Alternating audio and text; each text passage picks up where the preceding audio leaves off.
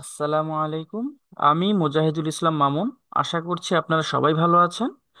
আজকের সেশনে আমি আলোচনা করতে যাচ্ছি এমন একটি গুরুত্বপূর্ণ দক্ষতার বিষয়ে যা আমাদের জীবনের প্রায় প্রতিটি দিককে প্রভাবিত করে। সেটি কি? সেটি হচ্ছে আমাদের উপস্থাপনা দক্ষতা বা প্রেজেন্টেশন স্কিলস। যতই আমরা একটি বৈঠকে আইডিয়া উপস্থাপন করি, বক্তৃতা দেই, কনফারেন্সে কথা বলি, ইফেক্টিভলি উপস্থাপন করতে পারার যে এবিলিটি, সেটি কিন্তু সব থেকে বেশি গুরুত্ব বহন করে।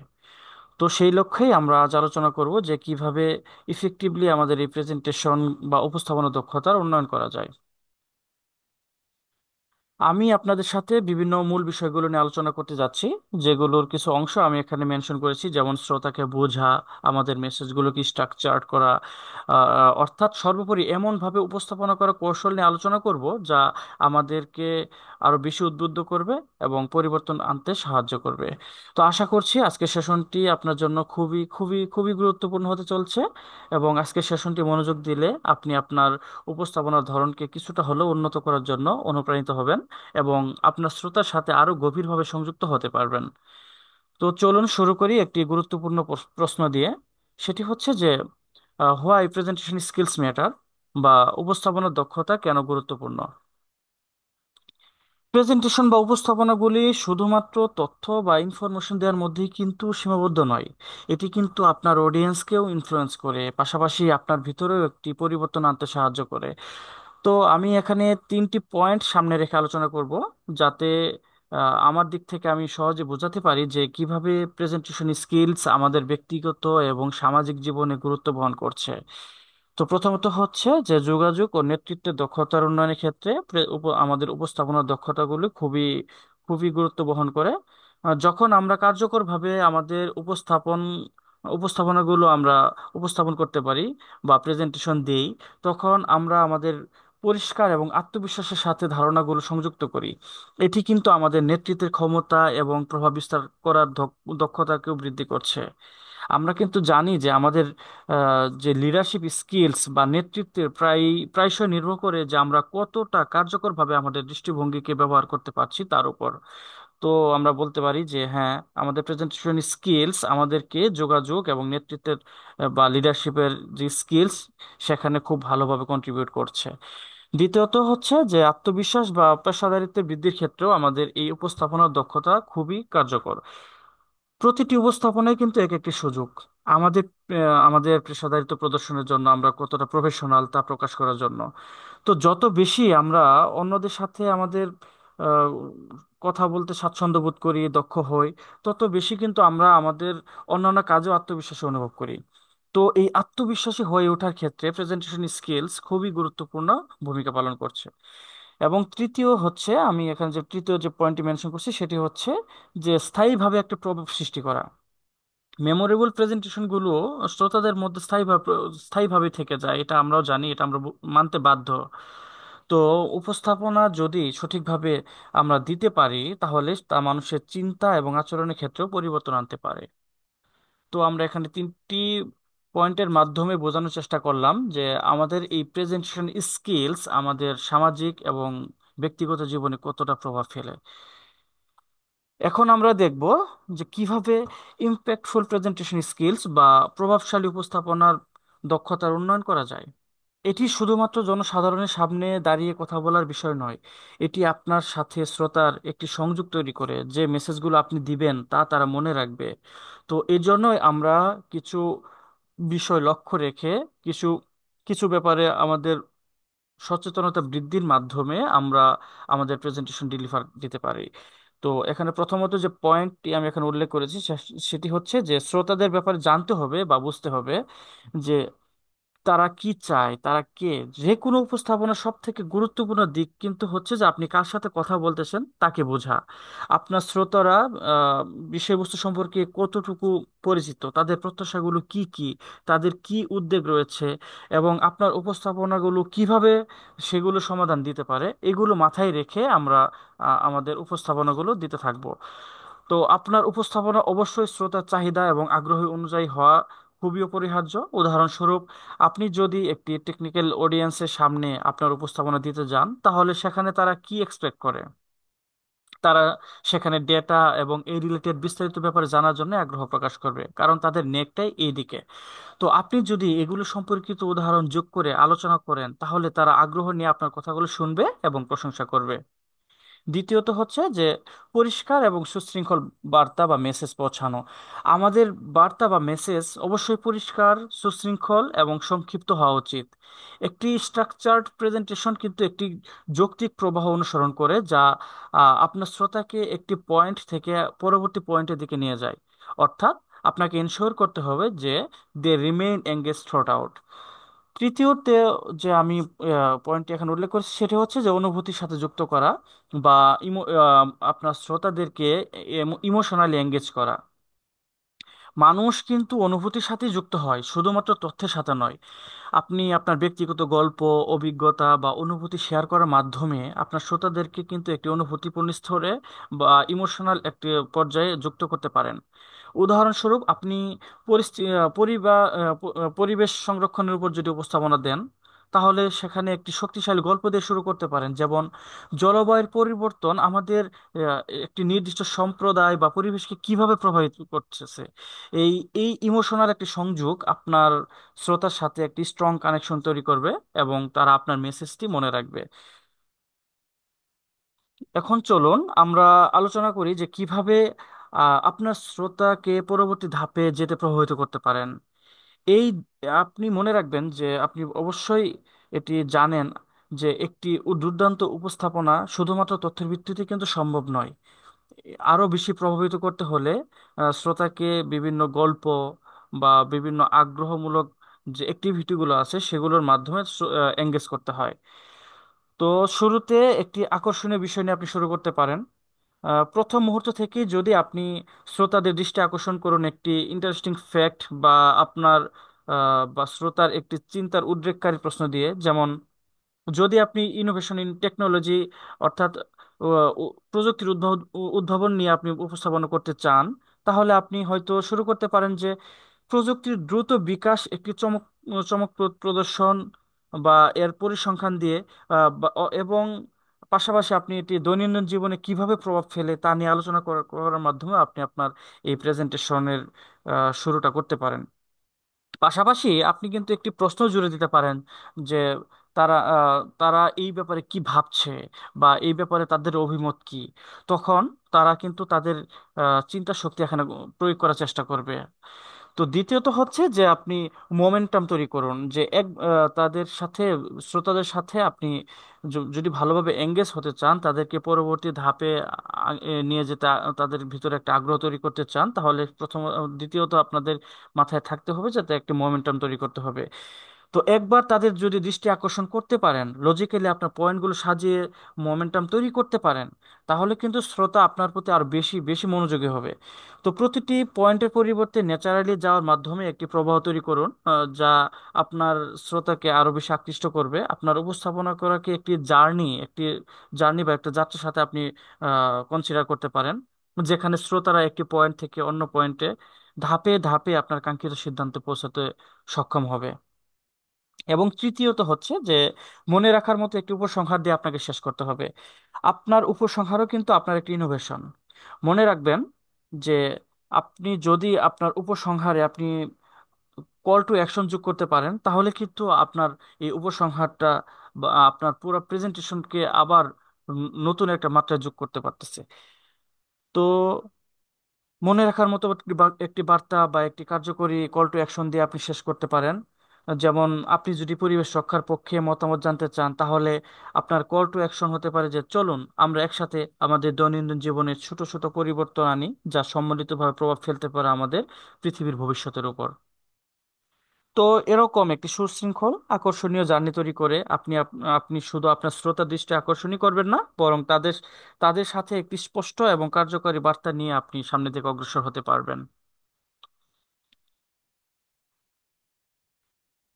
তো আপনার শ্রোতার সাথে একটি বিশ্বাসযোগ্য সম্পর্ক তৈরি আপনি কিভাবে করতে পারেন বা কেন এটি গুরুত্বপূর্ণ, এটি আপনি আহ, সহজে বুঝবেন যদি আমি এখন আরেকটু এই ব্যাপারে বিস্তারিত বলি। যে কোনো উপস্থাপককেই সফল হতে হলে সবথেকে গুরুত্বপূর্ণ উপকরণ হচ্ছে বিশ্বাস। এই বিশ্বাসের অভাব থাকলে সব থেকে সুন্দর উপস্থাপনাও কিন্তু সঠিকভাবে প্রভাব ফেলতে পারবে না। তো এখানে বিশ্বাস তৈরি করে কিছু টিপস দেওয়া হলো। প্রথমত হচ্ছে যে স্বচ্ছলতা বজায় রাখুন, বি অথেন্টিক। স্বচ্ছতা প্রভাবিত করার কিন্তু মূল চাবিকাঠি। আপনার বিষয় সম্পর্কে আপনি আপনার আগ্রহ এবং উচ্ছ্বাস প্রকাশ করুন। আপনার ব্যক্তিত্ব ও আন্তরিকতার প্রকাশ করতে কখনো আপনি দ্বিধাবোধ করবেন না। এটি আপনাকে আপনার শ্রোতার সাথে মানবিক স্তরে সংযুক্ত করতে খুবই সাহায্য করবে। এবং আপনার ব্যক্তিগত অভিজ্ঞতাগুলো যখন আপনি তাদের সাথে শেয়ার করবেন, কেন এই বিষয়টি আপনার জন্য গুরুত্বপূর্ণ তা শেয়ার করবেন, তখন তারা আপনার প্রতি আরো বেশি আগ্রহ প্রকাশ করবে। মনে রাখবেন, প্রকৃত ও স্বচ্ছ ব্যক্তিদের উপর লোকেরা সবসময় বিশ্বাস করে। আর দ্বিতীয়ত হচ্ছে যে বডি ল্যাঙ্গুয়েজের গুরুত্ব। আপনার বডি ল্যাঙ্গুয়েজ অনেক কিছুই কিন্তু বলে দিচ্ছে। আত্মবিশ্বাসের সাথে দাঁড়ান, চোখে চোখ রাখুন এবং সুন্দর করে হাসুন। এই নন ভার্বাল সংকেতগুলো আপনার আত্মবিশ্বাস এবং উন্মুক্ততার সংকেত দিবে। এবং আপনি আপনার শ্রোতাদেরকে কি বোঝাতে চাচ্ছেন তা তাদেরকে বিশ্বাস করতে সাহায্য করবে। আপনার হাত ক্রস করা বা অস্থিরভাবে আচরণ করা, এই অকওয়ার্ড ব্যাপারগুলো আপনারা এড়িয়ে চলুন। কারণ এগুলো আপনার সাথে শ্রোতার মধ্যে একটা বাধা তৈরি করতে পারে। এই কাজগুলো আপনার এবং আপনার শ্রোতার মধ্যে বাধা তৈরি করে বা আপনার এই প্রেজেন্টেশন প্রতি তাদের এই আগ্রহটাও কমিয়ে দিতে পারে। আর তৃতীয়ত হচ্ছে যে সহানুভূতি প্রদর্শন করুন। সহানুভূতি প্রদর্শন করা কিন্তু বিশ্বাস তৈরি করার ক্ষেত্রে খুবই অপরিহার্য একটা উপাদান। দেখান যে আপনি আপনার শ্রোতার প্রতি উদ্বেগ, চ্যালেঞ্জ বা দৃষ্টিভঙ্গিগুলো বুঝেন এবং সেগুলো কিভাবে সমাধান পেতে পারে সেগুলো আপনি তাদেরকে প্রোভাইড করুন। যেমন একটি নতুন প্রক্রিয়া নিয়ে যখন আপনি আলোচনা করতে যাবেন বা একটি ধারণা নিয়ে যখন আপনি আলোচনা করতে যাচ্ছেন, তখন শ্রোতারা আপনার এই প্রেজেন্টেশনের পর তাদের অ্যাক্টিভিটিগুলো, তারা আপনার এই প্রেজেন্টেশন বা আপনার উপস্থাপনাগুলো অনুসরণ করে যখন তারা এই কার্যকর পদক্ষেপগুলো নিতে যাবে, তখন তারা কি কি চ্যালেঞ্জের সম্মুখীন হতে পারে সেগুলো আপনি স্বীকার করুন, তাদের সাথে এগুলো নিয়ে ডিসকাস করুন এবং ব্যাখ্যা করুন যে কিভাবে আপনার আহ, পদ্ধতি তারা পদ্ধতি অবলম্বন করে তারা সেই বাধাগুলোকে অতিক্রম করতে পারবে। যখন আপনি শ্রোতাকে বিশ্বাস করাতে সক্ষম হবেন আপনার ব্যাপারে, তখন তারা আপনার ধারণাগুলোকে বেশি বেশি খোলামেলা এবং মনোযোগীভাবে কনসিডার করার চেষ্টা করবে। তো এজন্যই এই তিনটি ব্যাপার খুবই ভালোভাবে আহ, মাথায় রেখে আপনারা আপনাদের প্রেজেন্টেশন দিবেন। প্রথমত হচ্ছে যে তাদের ব্যাপারে আপনার স্বচ্ছতা বজায় রাখবেন, আপনার বডি ল্যাঙ্গুয়েজ দিকে খেয়াল রাখবেন এবং সহানুভূতি প্রদর্শন করার মাধ্যমে আপনার প্রেজেন্টেশনগুলো দিবেন। আপনি যদি এটা করতে পারেন তাহলে আপনার কথাগুলোকেও তারা কিন্তু ভালোভাবে মূল্যায়ন করবেন। তো এখন আমরা আলোচনা করব যে মনোযোগ আকর্ষণ এবং স্মৃতিশক্তি বাড়ানোর কি কি কৌশল থাকতে পারে। শ্রোতার মনোযোগ আকর্ষণ এবং তাদের মনে রাখার ব্যাপারে যদি আপনি একটুখানি চিন্তাশীল হন, তাহলে আশা করি যে আপনার প্রেজেন্টেশনটি তাদের ক্ষেত্রে খুবই গুরুত্ব বহন করবে। এই ব্যাপারে আমি কিছু কৌশল এখন আলোচনা করতে যাচ্ছি। প্রথমত হচ্ছে যে আপনার উপস্থাপনার পরিবর্তন করুন। আপনার উপস্থাপনা মানে একই কণ্ঠে বা একঘেয়ে গলায় আপনি উপস্থাপনা করতে যাবেন না। আপনার বক্তৃতার গতি, সুর এবং শক্তি পরিবর্তন করবেন প্রতিনিয়ত। যেখানে যেভাবে কথা বলা দরকার, যেখানে যে টিউন ইউজ করা দরকার, সেটা একটু মাথায় রেখে আপনি আপনার প্রেজেন্টেশন দিবেন, যাতে আপনার এই প্রেজেন্টেশন ক্ষেত্রে আপনার শ্রোতারা কখনো বোর ফিল না করে। হ্যাঁ, তারা যাতে আপনার এই প্রেজেন্টেশনের ক্ষেত্রে খুবই গুরুত্বের সাথে তাদের আপনার কথাগুলো শোনার ব্যাপারে আরেকটু বেশি মনোযোগী হয়। আপনি আপনার বক্তৃতার সুর, গতি বা আপনি শক্তি যখন পরিবর্তন করবেন, শ্রোতারা তখন আপনার এই কথাগুলো শোনার ক্ষেত্রে একটু আগ্রহ প্রকাশ করবে। গুরুত্ব দেওয়ার জন্য আপনি বিরতি ব্যবহার করুন, গুরুত্বপূর্ণ পয়েন্টগুলো উচ্চারণ করুন এবং ঘনিষ্ঠতার সাথে আহ, আপনি আপনি আপনার উপস্থাপনাগুলো দেন এবং মাঝে মধ্যে আপনার সুরকে একটু ওঠানামা করান। আপনি যদি একই সুরে কথা বলেন, তখন শ্রোতারা একসময় শুনতে শুনতে একঘেয়েমি ফিল অনুভব করতে পারে। আপনি যখন সুর একটু নিচে নামাবেন, তখন তাদের অবচেতন মন আপনার এই প্রেজেন্টেশনের প্রতি আলাদা একটা মনোযোগ তৈরি করতে সহায়তা করবে। দ্বিতীয়ত হচ্ছে যে আমরা ভিজুয়ালি উপাদানগুলো আপনি ব্যবহার করতে পারেন। এটি কিন্তু খুবই ইফেক্টিভ। যেমন আমরা ভিজুয়াল উপাদানগুলো যদি তুলনামূলক ভাবে আমরা আমাদের এই প্রেজেন্টেশনের ইয়ে বিভিন্ন জায়গায় প্রদর্শন করতে পারি, যেমন চার্ট, গ্রাফ, ছবি বা ভিডিও, এগুলো ব্যবহার করতে পারি, তাহলে কিন্তু আমাদের এই জটিল ধারণাগুলোকেও সহজে আমরা বোঝাতে সক্ষম হব। আমাদের মেসেজগুলো আরো ভালোভাবে উপস্থাপন করতে আমরা সক্ষম হব। তবে মনে রাখবেন যে আপনার স্লাইডগুলো অযথা তথ্য দিয়ে ভর্তি করবেন না। যেমন একটি প্রক্রিয়া ব্যাখ্যা করতে গিয়ে প্যারাগ্রাফের পরিবর্তে আপনি একটি সহজ ফ্লো চার্ট ব্যবহার করতে পারেন, যা মূল স্টেপগুলোকে একত্রিত করে, বা মৌখিক ভাবে আপনি শ্রোতাদের সাথে সেগুলো আলোচনা করতে পারেন। কিন্তু আপনি যদি এখানে ফ্লো চার্ট ব্যবহার না করে একদম প্যারাগ্রাফের মতো আপনি হিউজ পরিমাণ কন্টেন্ট দিয়ে ভরে ফেলেন, তখন শ্রোতারা আপনার এই উপস্থাপনার প্রতি কখনো আগ্রহ অনুভব করতে পারবে না। আর তৃতীয়ত হচ্ছে যে ইন্টারাকশনে উৎসাহিত করা। আপনার শ্রোতাদের সাথে যুক্ত রাখার জন্য তাদেরকে এনকারেজ করুন, প্রশ্ন করুন, পোল ব্যবহার করুন, সঠিক উত্তর বা আলোচনার জন্য আমন্ত্রণ জানান, যাতে তারা তাদের চিন্তাশীলতা বজায় রাখে। এটি শুধু মনোযোগ আকর্ষণই করে না, বরং শ্রোতাদের সক্রিয় অংশগ্রহণের মাধ্যমে শেখার বিষয়গুলো আরো মজবুত করে। যেমন আপনি প্রশ্ন করতে পারেন, আপনারা কি মনে করেন প্রযুক্তির পরবর্তী উদ্ভাবন কি হতে পারে? আপনি যখন এই প্রশ্নটি করতেছেন, তখন শ্রোতাদের মনে আলাদা একটা জাগরণ তৈরি করবে। আপনি তাকে যখন প্রশ্ন করলেন যে প্রযুক্তিতে পরবর্তী উদ্ভাবন কি হতে পারে, এই উদ্ভাবন নিয়ে তারা তখন চিন্তা করবে যে আসলেই তো আমরা একটু চিন্তা করে দেখি যে আসলে পরবর্তী উদ্ভাবন কি হতে পারে। আপনি যখন এই প্রশ্নটা তাদেরকে ছুড়ে দেওয়ার পর আপনি বলবেন যে কেউ একটু হাত উঠাবেন প্লিজ। কেউ যদি বলতে পারেন যে এটি কিভাবে আপনাদের জন্য সহায়তা হতে পারে, বা এটি কিভাবে এর পরবর্তী প্রযুক্তিতে আপনি কিভাবে উদ্ভাবনটা আপনাদের ইয়েতে আসতে পারে, তখন কিন্তু তারা আরো বেশি চিন্তাশীল হবে, আপনার এই বিষয়বস্তুতে আরো বেশি সম্পৃক্ত হতে তাদেরকে সাহায্য করবে। তো এই কৌশলগুলো আপনাকে আপনার শ্রোতার মনোযোগ ধরে রাখতে এবং আপনার মেসেজগুলোকে তাদের মনে দীর্ঘ সময় ধরে রাখার ব্যাপারেও সাহায্য করবে। তো ইউনিকভাবে উপস্থাপন করার কিছু পদ্ধতি আমি এখন আলোচনা করব। একজন উপস্থাপক হিসেবে সত্যি বিশেষ পর্যায়ের হতে হলে আপনাকে বিভিন্ন কৌশল অবলম্বন করতে হবে। আমার দিক থেকে আমি এখানে আহ, চারটি ব্যাপার মেনশন করেছি। প্রথমত হচ্ছে যে আপনি অন্যদের তুলনায় একটু ব্যতিক্রম ধর্মী প্রেজেন্টেশন দেওয়ার চেষ্টা করবেন। সেটি আপনার ইনোভেশন, সেটি আপনি কিভাবে উপস্থাপন করবেন সেটি আপনার ইনোভেশন থেকে আপনি সেটা নির্ণয় করবেন। আর দ্বিতীয়ত হচ্ছে যে মাল্টিমিডিয়া টুলস গুলো ইউজ করবেন, যেমন ভিডিও, অডিও ক্লিপস বা লাইভ ডেমনস্ট্রেশন, এগুলো অন্তর্ভুক্ত করে আপনি আপনার উপস্থাপনটিতে কি কিন্তু ডাইনামিক করতে পারেন। এই মাল্টিমিডিয়া উপাদানগুলো আপনার সাথে শ্রোতাদের উপস্থাপনার মোমেন্টামটা আর বৃদ্ধি করবে, একঘেয়েমি ভাঙতে সাহায্য করবে, এবং আপনার বিষয়বস্তুর নতুন দৃষ্টিভঙ্গি প্রদান করতে সাহায্য করতে পারে। যেমন আপনি যদি নতুন সফটওয়্যার সিস্টেমের সুবিধাগুলো উপস্থাপন করতে চান, কোনো একটা সফটওয়্যার নিয়ে আপনি প্রেজেন্টেশন দিতে যান, তাহলে শুধু কথা বলার পরিবর্তে সেখানে একটি সংক্ষিপ্ত ডেমো প্রদর্শন করুন। তাহলে এটি শ্রোতাদের বা অডিয়েন্সদেরকে বুঝতে খুব সাহায্য করবে। তৃতীয়ত হচ্ছে স্টোরি টেলিং, বা তাদের সাথে কাহিনী বলা। কাহিনী বলার মাধ্যমে আপনার বিষয়বস্তুকে মানবিক এবং সম্পর্কযুক্ত করতে পারেন, রিলেট করতে পারেন। মানুষ কিন্তু কাহিনী পছন্দ করে, কারণ এটি তাদের ভিতরে আবেগ জাগায় এবং বিষয়বস্তুর সাথে গভীরভাবে সংযোগ স্থাপন করতেও সাহায্য করে। যেমন আপনি যদি লিডারশিপ নিয়ে কথা বলতে যান, সেখানে আপনি আপনার ব্যক্তিগত কাহিনী শেয়ার করুন, যে আহ, যেখানে আপনি আপনার নেতৃত্বের বা লিডারশিপের কি কি চ্যালেঞ্জ কাটিয়েছেন এবং তা থেকে আপনি কি কি শিখেছেন। আপনি যখন এভাবে এগুলো নিয়ে কথা বলতে যাবেন, লিডারশিপ নিয়ে কথা বলতে যাবেন, আপনার ব্যক্তিগত কাহিনী শেয়ার করতে যাবেন, তখন অডিয়েন্সরা আপনার প্রতি আরো বেশি উদ্বুদ্ধ হবে। আর তৃতীয়ত হচ্ছে যে তাদেরকে অ্যাক্টিভলি এঙ্গেজ করে রাখা।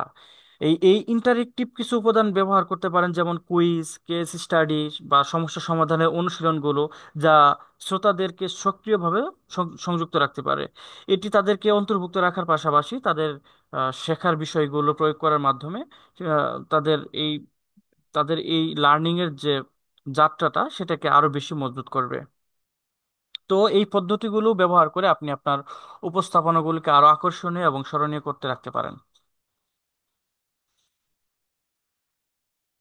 এখন আমরা আলোচনা করব যে how to handle questions with confidence.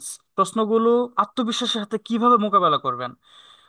প্রেজেন্টেশনের যে কোনো অংশে প্রশ্নের সম্মুখীন হলে অনেক সময় নার্ভ রেকিং করতে পারে। তবে প্র্যাকটিসের মাধ্যমে আপনি এটিকে পুরস্কৃত পুরস্কৃত অভিজ্ঞতার দিকেও পরিণত করতে পারেন।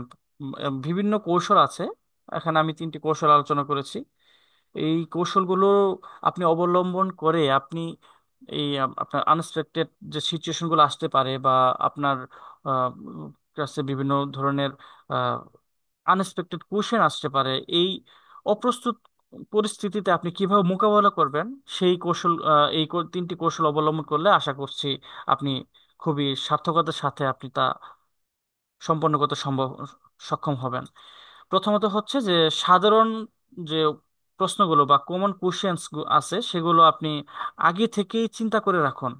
আপনার প্রেজেন্টেশনের আগে এমন কিছু বিষয় নিয়ে আপনি ভাবুন যা আপনার সাথে শ্রোতাদের আহ, কি কি ব্যাপারে অস্পষ্ট হতে পারে, বা তাদের কি কি ব্যাপারে তারা আগ্রহ প্রকাশ করে কোশ্চেন করে ফেলতে পারে। এগুলো নিয়ে আপনি একটু আগে ভাগেই একটু স্টাডি করে নেবেন যে কি কি প্রশ্ন করতে পারে তারা। এটা আপনি স্টাডি করে এবং এগুলোর জন্য আপনি আহ, উত্তর প্রস্তুত করে রাখলেন। তাহলে কি হবে, আপনি যদি তারা এরকম এই রিলেটেড কোনো কোশ্চেন করে ফেলে, তখন আপনাকে নতুন করে ভাবতে হচ্ছে না, কারণ কি আপনি আগে থেকে ওয়েল প্রিপেয়ার্ড এই কোশ্চেনগুলোর অ্যান্সার দেওয়ার জন্য। তো তখন আপনার ভিতরে কিন্তু কোনো দ্বিধা কাজ করবে না। আপনি তখন দ্বিধা ছাড়াই আপনি তাদের সাথে তাদের প্রশ্নের উত্তরটা দিয়ে আপনি আরো নিজেকে আরো খুব ভালোভাবে প্রেজেন্ট করতে পারবেন। দ্বিতীয়ত হচ্ছে যে চাপের মধ্যে শান্ত থাকুন। আপনি যখন প্রেসারে চলে যাবেন, আন্ডার প্রেসার, তখন আপনি প্রেসারে থাকলে তখন নিজেকে একটু শান্ত রাখার চেষ্টা করুন। সবকিছুর উত্তর কিন্তু জানা সম্ভব না। আপনি কিন্তু আহ, মনোবিজ্ঞানী না, বা আপনি কিন্তু সর্বজ্ঞানী না যে আপনি বুঝতে পারবেন যে আপনি যখন প্রেজেন্টেশন দিতে যাবেন তখন অডিয়েন্সরা আপনাকে কি কোশ্চেন করতে পারে বা কি ধরনের চ্যালেঞ্জ আপনার ফেস করতে পারেন। হয়তো বা আপনি আগে থেকেই প্রেডিক্ট করতে পারেন, কিন্তু 100% তো বলতে পারবেন না। তো সেজন্য আপনার যদি অনাকাঙ্ক্ষিত কোনো পরিস্থিতি তৈরি হয়, তখন আপনি নিজেকে একটু শান্ত রাখার চেষ্টা করবেন। তাৎক্ষণিক যদি আপনি সেটা সমাধান দিতে পারেন বা তাদের প্রশ্নের উত্তর দিতে পারেন তো দিয়ে ফেললেন, সেটা খুবই ভালো। আর যদি তা না পারেন তাহলে আপনি তার সঙ্গে সঙ্গে স্বীকার করেন। এটা কিন্তু খুব ভালো একটি ব্যাপার। আপনি বলতে পারেন যে হ্যাঁ, খুব সুন্দর একটি প্রশ্ন করেছেন বা খুবই চমৎকার প্রশ্ন, আমি এই বিষয়ে আপনাকে আরো তথ্য সংগ্রহ করে আপনাকে যথাসম্ভব দ্রুত জানাবো। এটি আপনার সততা এবং পেশাদারিত্ব কিন্তু প্রদর্শন করতেছে। তো তৃতীয়ত হচ্ছে যে প্রশ্নের ব্যাপারে শ্রোতাদেরকে উৎসাহিত করা, অডিয়েন্সকে উৎসাহিত করা। প্রশ্নের ব্যাপারে ভয় পাওয়া যাবে না। আপনি তাদেরকে ইনভাইট করুন, প্রশ্নের মাধ্যমে আপনার শ্রোতাদেরকে আপনার আন্ডারস্ট্যান্ডিং এবং এবং কমিউনিকেশন বৃদ্ধি করুন। আপনি পুরো উপস্থাপনার সময় আপনি পুরো উপস্থাপনার সময় বা তার শেষে একটি নির্দিষ্ট কোশ্চেন অ্যান্ড অ্যান্সারিং এর সেশন তৈরি করে রাখুন। এর মধ্যে কি হবে, এর মধ্যে শ্রোতারা আপনাকে প্রশ্ন করলে আপনি তাদেরকে সঠিক উত্তরগুলো দিতে পারেন, সঠিক উত্তর দিয়ে তাদেরকে সাহায্য করতে পারেন। এই কোশ্চেন অ্যান্সারিং সেশনের মাধ্যমে আপনি শ্রোতাদেরকে আমন্ত্রণ জানাবেন তাদের ভিতরে কোনো জানার কোনো ঘাটতি আছে কিনা, বা তাদের আরো কিছু জানার প্রয়োজন কিনা। এগুলোর মাধ্যমে আপনি আপনার এই প্রেজেন্টেশনের আপনি সমাপ্তিও করতে পারেন। শেষ মুহূর্তে আপনি যখন কোশ্চেন অ্যান্সারিং পর্বটি চালাবেন, তখন যে শ্রোতারা কোনো কিছুতে একটু কনফিউজড ছিল কিন্তু লজ্জায় বলতে পারছে না, তখন তারা যখন দেখবে যে হ্যাঁ, দুই একজন তাদের প্রশ্ন করে তারা সুন্দরভাবে তারা উত্তর পাচ্ছে, তারা অ্যাপ্রিসিয়েট পাচ্ছে, তখন কিন্তু বাকিরাও কিন্তু উৎসাহিত হবে আপনার সাথে আর একটু বেশি কথা বলার, ডিসকাস করার। এতে আপনার কমিউনিকেশন স্কিলসটাও বৃদ্ধি পাবে। মনে রাখবেন, প্রশ্নগুলো টেকনিক্যালি মোকাবেলা করার ব্যাপারে আপনার অবশ্যই কনফিডেন্স থাকতে হবে, এবং সেই বিষয়বস্তুর উপরে আপনার পরিপূর্ণ দক্ষতা নিয়ে তারপর প্রেজেন্টেশনের ব্যাপারে আপনাকে অগ্রসর হতে হবে। তো এখানে আমি এক্সাম্পল এবং একটা ভিজুয়াল দিয়েছি, এটা অলরেডি আমি এভাবে আলোচনা করে ফেলেছি। তো এখন আমি আলোচনা করব কিভাবে নার্ভাসনেস কাটিয়ে উঠবেন, আপনি কিভাবে শান্ত থাকতে পারবেন, বা কিভাবে আপনার প্রেজেন্টেশনকে আপনি এনজয় করবেন। তো আমরা আসলেই শেষ দিকেই চলে আসছি। এটা একটি কমন সমস্যা যে আমাদের নার্ভাসনেস উপস্থাপনার আগেই আমরা সবাই এটি অনুভব করি। আমরা কিন্তু যত প্রেজেন্টেশনের সময় ঘনিয়ে আসে, যত আমাদের প্রেজেন্টেশন দেওয়ার সময়টা কাছে চলে আসে, তত আমরা বেশি নার্ভাস হয়ে যাই। তো এটি মোকাবেলা করার জন্য আপনাকে কিছু ট্রিক্স বা কিছু প্রাকৃতিকভাবেই আপনার কিছু আহ, পদক্ষেপ আপনি নিতে পারেন। প্রথমত হচ্ছে আপনি গভীর নিঃশ্বাস নিন। গভীরভাবে আপনি শ্বাস নিন উপস্থাপনার শুরুর আগে। উপস্থাপনার শুরু আগে প্রথমে আগের দিকে আপনি লম্বা লম্বা শ্বাস নিন। গভীর শ্বাস নেওয়ার কৌশল ব্যবহার করলে আপনি আপনার নার্ভ কে শান্ত রাখতে সক্ষম হবেন। এটা কিন্তু সায়েন্টিফিক্যালি প্রমাণিত যে আমরা যখন গভীর শ্বাস নেই তখন আমাদের নার্ভস শান্ত হতে সাহায্য করে এটি। তো ধীর এবং গভীর শ্বাস নেওয়ার মাধ্যমে আপনার হৃদস্পন্দন এবং আপনার উদ্বেগকে আপনি কমাতে পারেন। দ্বিতীয়ত হচ্ছে বার্তায় মনোযোগ দিন।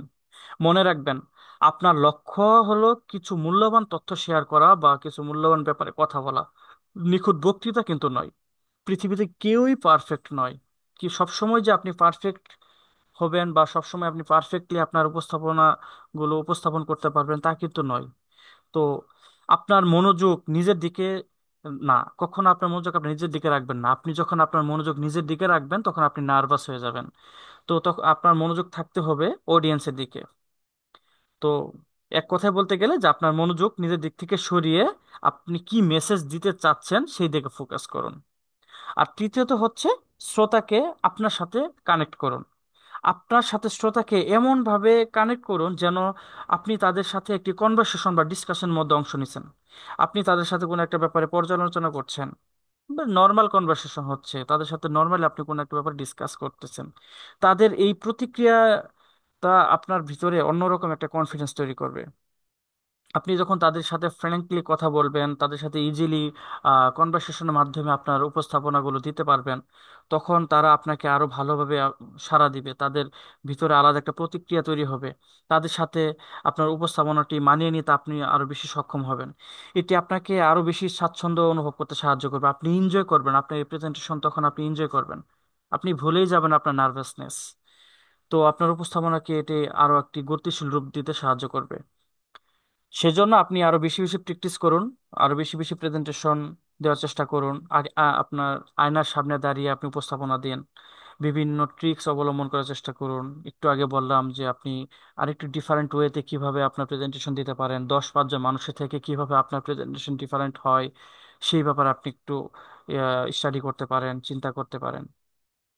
আর সব থেকে বড় যে ব্যাপারটি আমি একটু আগে মেনশন করছি সেটা হচ্ছে যে আপনার কনফিডেন্স থাকতে হবে এবং আপনি প্রতিকূল পরিস্থিতিতে নার্ভাস না হয়ে আপনি শান্ত থাকবেন।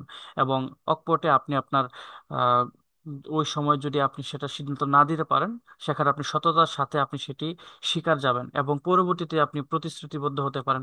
পরবর্তীতে তাদের শ্রোতাদেরকে যদি আশ্বস্ত করেন যে, হ্যাঁ, আমি এই ব্যাপারে আপনাকে আরো সুন্দরভাবে জেনে আপনাদেরকে সাহায্য করতে পারবো, আরো ভালো তথ্য সংগ্রহ করে যথাসম্ভব দ্রুত আপনাকে জানাবো, তখন তারা আপনার সাথে পরবর্তীতেও যোগাযোগ করার ব্যাপারে আরো বেশি সচেতন হবে, তারা উৎসাহিত হবে। তো এভাবে প্র্যাকটিস করলে এবং উপস্থাপনা করলে আপনি আপনার প্রতিনিয়ত আপনাকে আত্মবিশ্বাসী করে গড়ে গড়ে তুলতে পারবেন এবং শান্ত হয়ে উঠতে পারবেন। সময়ের সাথে সাথে আপনার প্রেজেন্টেশন স্কিলস আরো একটি আনন্দদায়ক অভিজ্ঞতা হিসেবে আপনাকে সেই পর্যায়ে নিয়ে যেতে পারবেন।